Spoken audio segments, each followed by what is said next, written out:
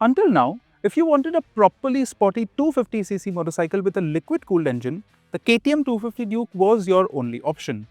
However, Hero of all people decided to enter this niche of the market with the brand new Xtreme 250R. Now, the Xtreme 250R is the only direct competitor to the 250 Duke, and the only way to settle this battle is to pit them against each other. Now, you might be wondering why this story is coming out more than a year after the Xtreme was first launched. Well, the simple answer to that is Hero has just now managed to send out bikes for proper road tests and reviews, and we'll revisit this issue in just a little bit. For now, let me tell you which bike is the better one.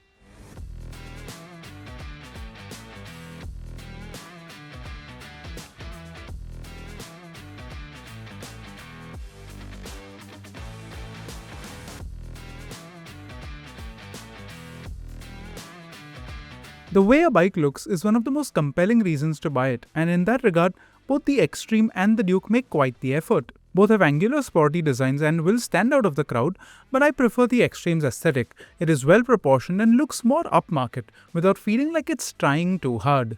The Duke with its garish headlight, over-the-top tank extensions and mishmash of angular surfaces just feels too busy for my tastes. Of course, design is a very personal choice, and feel free to let me know which one looks better to your eyes in the comments below. However, when it comes to features, the Duke has the Xtreme beat fair and square. The KTM comes standard with unique features like a bright and well laid out, as well as user-friendly TFT display, a lovely bi-directional quickshifter, as well as 2 riding modes. Its overall quality levels are also far nicer than on the Hero. All the panels fit very nicely, there are no unsightly wires peeking out, and the switchgear too is far more tactile. This surely feels like the more expensive bike. In comparison, the Xtreme definitely feels like a step down from the Duke. The small negative LCD dash is a little too cluttered, and the small digits at the bottom are super hard to read. While the body panels are of a fairly decent quality, the switchgear is quite disappointing and you never get the crisp feel of having pressed a tactile good quality button.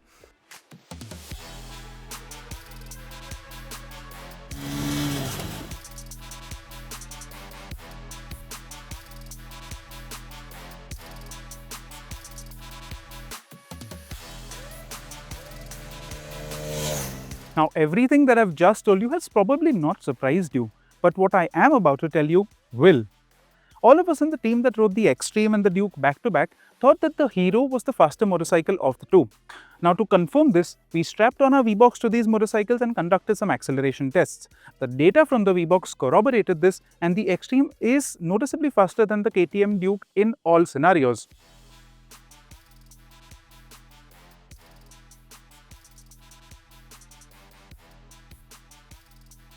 Not only is the Xtreme the faster bike, its performance is also more easily accessible. On the Duke, you'll immediately realize that you have to stay above 6000 RPM if you want to make quick and energetic progress. Whereas on the Xtreme, the low and mid-range torque is quite nice and you don't need to really rev the throttle to the stop to extract maximum performance.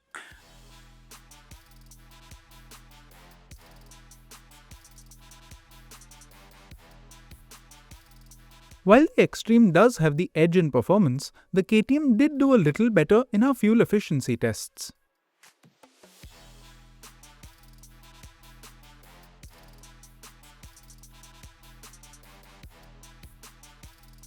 However, what you do need to bear in mind is that the Duke has a 15-litre tank, whereas the Xtreme has an 11.5-litre one, which means on a single tank full, the Duke is likely to cover much more distance than the Xtreme. The Xtreme is also an engaging handler and tips in quickly, then holds the line well once leaned over. It feels taut, responsive and set up like a premium sporty motorcycle, and you'll surely enjoy the handling. But if the Xtreme is a good handler, the Duke is a great one. The 250 Duke chassis feels wonderfully intuitive, and it feels like this bike was born to live in the corners.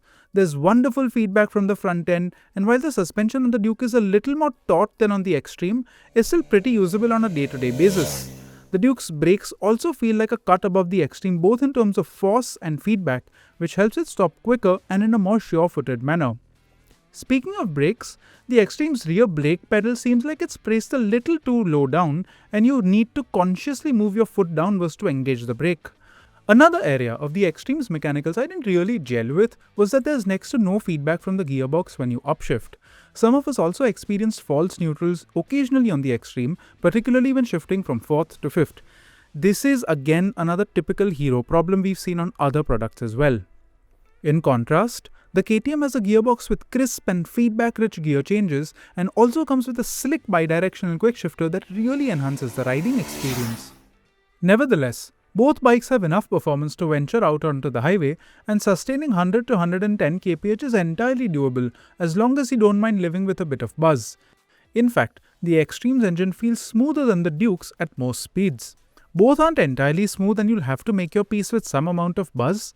What we found was that the KTM is a tiny bit smoother till 6 to 7000 rpm, but above that threshold the Hero has the smoother engine. This means that in top gear the 250 Duke's comfortable cruising speed is around 100 to 110 kph, but the Xtreme can sustain 120 kph pretty reasonably. This is a very impressive trait on the Xtreme, especially when you consider the displacement bracket it competes in. Riding for longer distances, you'll find the Xtreme is immediately the more comfortable bike. Actually, riding for any amount of time, you'll see that the Xtreme is the more comfortable machine of the two. As you can see, this is a nice, open, spacious riding position. The seats are generously padded, they're nice, comfortable. I have a lot of room to move around front to back as well. Even the seat to foot peg ratio is quite nice. While for a larger rider like myself, the Xtreme is comfortable, its 806 mm perch means that even average size riders will be able to get their feet down without too much fuss. The one niggle I have with the Xtreme's riding triangle is that its foot pegs are located in a bit of an awkward place for myself, and when I put my feet down, like when I'm at a standstill or if I'm just going through slow moving traffic, my shins constantly follow the foot pegs, and that's not a very nice feeling. Now coming to the 250 Duke, the 250 Duke is based on the same architecture as the KTM 390 and now even the 350cc Duke. Now the Gen 3 Duke models have become quite compact. As you can see, for a person of my stature, it's a little tight. I'm not completely cramped, but the Xtreme is definitely the more open riding position. The seat to foot peg is quite cramped, although KTM will sell you an accessory taller seat which raises the seat height from 800, which is standard, to 820 mm. It's not even that expensive, but I think that will only alleviate part of the issue. The Duke suspension is definitely on the firmer side compared to the Xtreme, and over bad roads, all of us preferred the Hero comparison to the KTM. The Duke is a usable machine, it's not an outright uncomfortable machine, but between these two, it's definitely the Xtreme that has the upper hand when it comes to ride as well as seating comfort.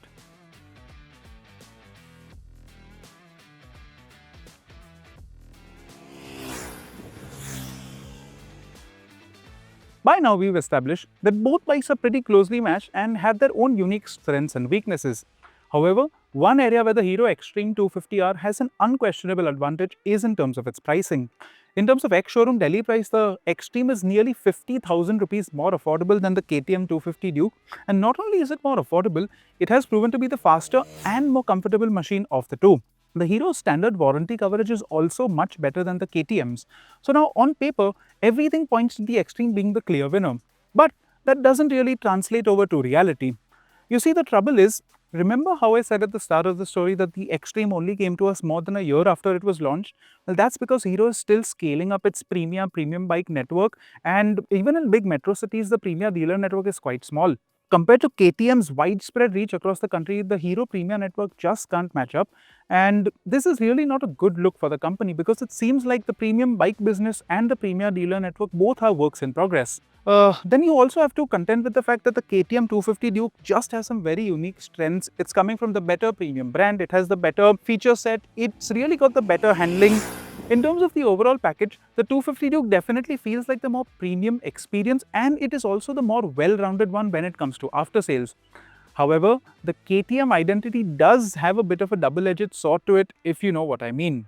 Nonetheless, the Xtreme 250R is a fantastic first attempt by Hero, and once Hero sorts out its dealer network as well as the availability of its premium bikes, the KTM 250 Duke is going to be in serious trouble. We would have loved to crown the Xtreme the winner of this comparo, but for most people, it is just easier for us right now to recommend the KTM 250 Duke.